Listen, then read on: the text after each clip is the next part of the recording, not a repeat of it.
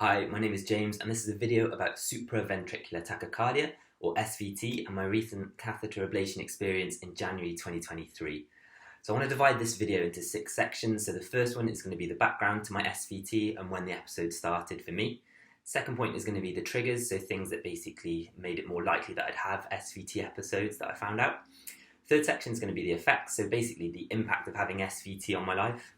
Fourth section is going to be the diagnosis itself. So in around September 2022, getting that kind of formal diagnosis from my cardiologist. The next section is going to be the procedure itself, and that'll probably take the longest time, the experience on the day, and essentially what to expect for people. And the last section is my afterthoughts and just general advice. So I really benefited from the YouTube community, and I think it's about time I gave a video back kind of 4 or 5 months on from my catheter ablation itself. So the first section is background to my SVT. So I'm 31 years old now, and I started getting the episodes around when I was 17. For me, the episodes only really lasted between 10 and 20 seconds. I think some people experienced them for a lot longer. I think the longest episode I had was about 4 minutes when I was playing tennis, but that was an exception. So generally for me, it was over kind of in under half a minute. I used to get these episodes probably once or twice a year maximum, so not huge. Not a huge kind of frequency to them, generally in places like nightclubs or playing sport, etc. And basically my heart rate would go from the resting heart rate of around 60 to 70 beats per minute, my standard, up to something like 180, 185, which was really out of character for me. My understanding of SVT, essentially as it was explained to me, was that there's basically excess kind of electrical nodes in my heart, and that my heart had a short circuit and it was recycling the old beat. So that's the background to my SVT. So second part is the triggers. So for me personally, the most obvious one, and something that I kind of retrospectively kind of realised was the big one for me, was caffeine intake. So things like black Americanos and cups of tea. I think there is some caffeine in chocolate which can affect people as well, so to look out for that. But by far, having a bit of caffeine, I think, elevated my heart rate and made those episodes slightly more likely. Second point would be stress. So the prevalence of my SVT episodes, they increased greatly in the last maybe 18 months. And I think that was massively down to kind of work stress, obviously coupled with other triggers as well, such as caffeine. The third trigger for me personally was kind of playing certain sports and kind of quite quick movements. So particularly when I used to play golf, when I was on the golf tee, if I hit my driver really quickly, there was a kind of jarring feel to it, and I'd experienced an SVT episode quite suddenly. Also playing tennis, I mentioned that my longest episode was 4 minutes, and I think that was after quite like a hard serve hitting the tennis ball. I know a lot of people as well have episodes from bending down as well, so that kind of jarring movement on the heart. So it's something to look out for as a potential trigger for you. So the effects of SVT on me. So I think that the top one is the mental health aspect of it. So particularly looking through the YouTube videos prior to my catheter ablation experience, I was really nervous to go out without my phone just in case something happened. I know I didn't want to go onto a plane as well, so it was affecting my quality of life, and that mental health aspect I think just made me really anxious in general, something that I wasn't used to before or luckily after my catheter ablation. Second point was that the physical impact was really light for me, so I know a lot of people kind of get very dizzy, can kind of black out, things like that. For me, a very general lightheadedness. I appreciate that my SVT episodes were quite short in comparison, so slightly lightheaded, but I didn't feel dizzy, anything like that as well. Okay, so onto the diagnosis itself. So essentially in September 2022, I took myself to the GP here in the UK. I knew I'd had episodes a lot more frequently. I probably had them about 2 to 3 times a week, and some days it was happening multiple times a day. That was obviously a lot more than traditionally through my 20s, when I basically had them maybe once or twice a year, so I knew I needed to get it seen to. Just so happened in September 22, I started a sabbatical, so I thought that's the perfect time for me to go and see a professional and get something diagnosed. So I went to the GP and I was referred to the private GP I fortunately have through work. I was able to see a cardiologist fairly quickly, and I described the symptoms to him, essentially that I'd have a heart rate of around 60, 70, and then suddenly I'd feel like a click, or just I knew something was building in my chest, and then it would go straight up to 180. For me, it didn't feel like it rose, it just went suddenly straight into SVT, which I think a few other people on YouTube videos have said. So basically had the discussion, and we agreed to put on a kind of monitor or tracker onto my heart. They wanted to do it for 14 days, which I thought was possibly a bit overkill, because I know some people just have it on for 24 or 48 hours. but they really wanted to catch it. So essentially about 2 or 3 weeks later, I went back into the hospital. I was given a device of kind of about fist size, and it was kind of stuck onto my chest, which would monitor those kind of SVT episodes for the next 14 days. So I continued life as normal, played golf, went to the gym, things like that. During that kind of 2-week frame, there was a button on the device which you needed to press when you had SVT, and you'd write it down in a notebook. I recorded around 13 episodes, so 1-3.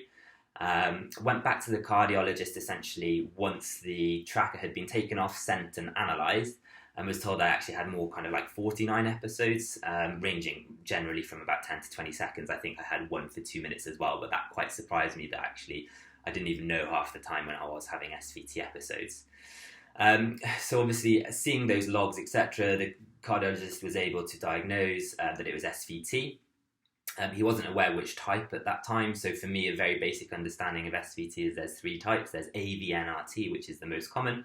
There's AVRT, and then there's also atrial tachycardia, which is a bit less common. Cardiologist mentioned he thought it was the second most common one, AVRT, just by the nature of the spikes on the graph as well. So essentially I went to that kind of consultation and was told there's nothing massive to worry about here. It shouldn't impact your longevity. It doesn't really relate to your heart health. It's essentially just excess nodes in the heart that we need to burn away with a procedure called a catheter ablation. So that was around September or October 2022, and I was scheduled in for my ablation in January 2023. So moving on to the procedure itself. So I think it was around the 9th of January 2023 scheduled in for. Funnily enough, the 6 or 7 weeks leading up to the ablation itself, I didn't experience any events or that I knew of, which was really rare for me. I don't know whether I was just a bit more relaxed about it. I knew something was being done. So essentially the night before I stopped eating fairly normal time, woke up really early in the morning. I can remember having some water early, which I was allowed. So I think that was about 5 or 6 a.m. I had to go into the hospital around 9 a.m. So process on the day. So I arrived into the kind of catheter lab hospital around 9 a.m. I was the second person on the schedule. So essentially they'll have a few people on the day itself, generally spaced out around every 2 to 3 hours, depending on how long their procedure takes. It can be longer, it can be shorter. I arrived at the hospital and I was escorted up to the patient's room where I changed into a gown.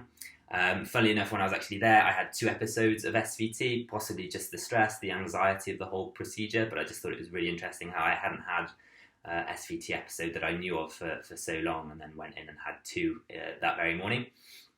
So essentially I was in my gown.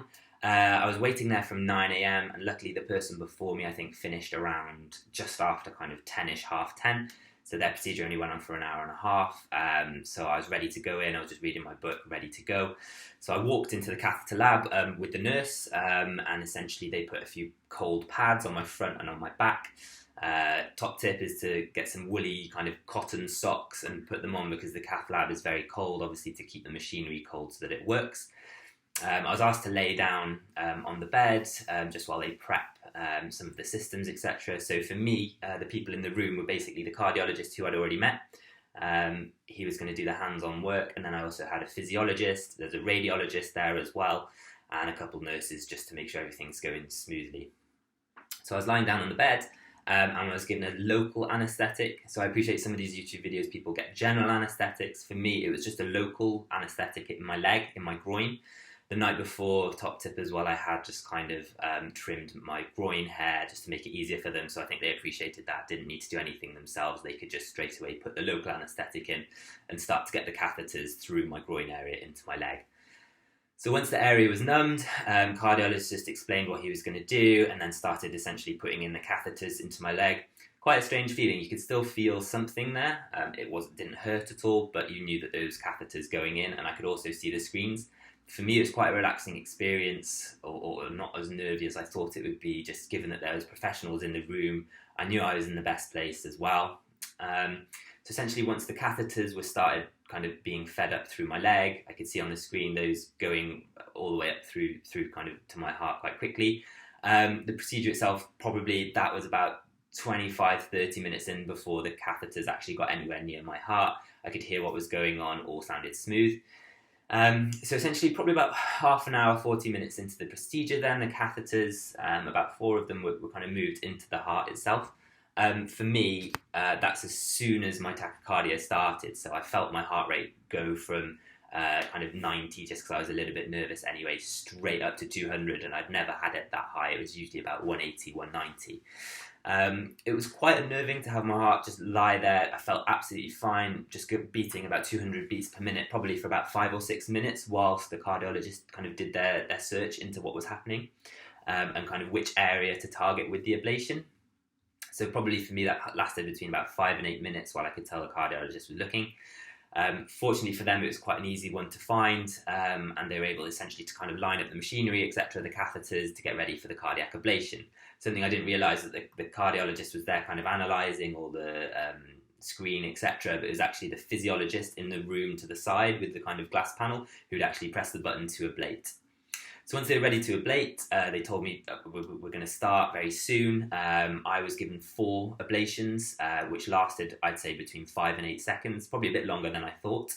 The actual feeling of the ablation itself, it's not a painful experience, or at least not for myself. It felt more like a rising sensation in my chest, so I just felt something going up, maybe a little bit of heat, and it kind of rose to my neck area, and then it just stopped as soon as the ablation stopped as well. So not too painful, luckily for me. There was 4 ablations, which I imagine there's quite a few cells there that they just wanted to get rid of and make sure. So once those 4 ablations were complete for me, cardiologist went to go and discuss with the physiologist just the results, what had happened, and you're just kind of lying there for about a quarter of an hour, 20 minutes, having a kind of informal chat to the nurses, etc. What they want to do essentially is they want to wait a certain amount of time, and then they'll go in. The catheters stay in your heart at that point, and they want to go in and basically try it again and see whether they can start up SVT or not, because they think they've solved it. So for me, luckily, the cardiologist came back, basically was around my leg area, and then started up whatever signals they put into the catheters to try and replicate SVT again. I could feel a bit of a rising sensation, as if I was just about to have an episode, and then it would just stop and it would stay in its normal beat. And for me, that was a huge relief. The cardiologist kind of peeked behind the curtain a little bit, separating kind of my leg area from my head, and just said something along the lines of, "Dude, you're fixed." And for me, that was kind of quite an emotional, just amazing moment. It'd been a long time coming, and for me, within an hour, I'd gone into that catheter lab and kind of been ablated, and it looked like everything was kind of done and dusted. So essentially after that then, we started getting the catheters back out. They weren't able to replicate the SVT, which was great for me. Catheters came out, and by far that was the most uncomfortable part for me. It had been anaesthetised kind of locally, but still I could feel quite a lot of catheters coming through a very small gap. I don't actually have a scar there anymore, which is great, so it's really clever what they can do. The nurse needed to basically put a bit of body pressure, so kind of stood there kind of awkwardly on my groin, pressing for about 10 minutes basically, because the catheters go into your artery, so you just need to make sure that that's all kind of solved before you are wheeled back out. So essentially for me, I was quite fortunate. It was just over an hour I was in the catheter lab. They took the pads back off, etc. Once they knew it was solved, and I was wheeled back out to my patient room. So the procedure there was essentially post-op or post-procedure, was to lie down for 2 hours. Then I was kind of pushed up a little bit upright. I was able to read and phone my friends straight after the procedure. Personally, for me, I felt fine. I didn't have any flutters or any SVT as well, luckily, in the aftermath. I think I ate about 3 hours afterwards, and then basically I left the hospital about 4 hours after. So quite a smooth procedure in the day itself. I know a lot of people have had different experiences. Some people have put under general anaesthetic, but for me, that's the experience that I had on the day itself. A really relaxing day, as relaxing as it can be, and a positive experience, but fortunately they were able to find it. They later told me it was AVNRT, which is the most common, and it kind of explains things, because as soon as the catheter went into my heart, I could feel my heart rate go straight away. So that's the procedure itself. That's what happened on the day. I'm 5 months down the line. I haven't had any SVT episodes to date, which is fantastic for me. Probably the closest I've ever felt to it is when I've lifted heavy weights. I can feel my heart rate rising a bit, but possibly that just kind of simulates the build-up that I used to have before I used to have my SVT episodes. So onto the 6th and final section is kind of afterthoughts and advice. So As I mentioned, I haven't had any SVT episodes since. For the 5 days after the catheter ablation, I was just advised to not lift anything too heavy, to take it easy, go for walks is fine, but don't go straight to the gym and do things like that. I didn't have any episodes there or since, which has been fantastic. Feeling fitter than ever. I think one of the themes of the YouTube videos is people essentially saying to plan life as normal after your catheter ablation procedure. So there are risks, but it's such a procedure worth having done. It's incredible, and just that anxiety is totally lifted for me personally. It feels like my heart's kind of, I describe it as going back into my chest. I just wake up and I don't have to feel or just think about my heart rate at all, or my breathing or anything like that. It's kind of like back to normal life that I had before. So I know just general advice when you do have these episodes vary massively. For me, obviously the episodes weren't too long, maybe 10 to 20 seconds. So I used to, if anything, just take myself off to a quieter area of the room, just breathe deeply and just wait it out. I know a lot of people talk about the Valsalva maneuver. I won't describe it here, but it's something worth Googling for you if you are having SVT episodes, as well worth doing.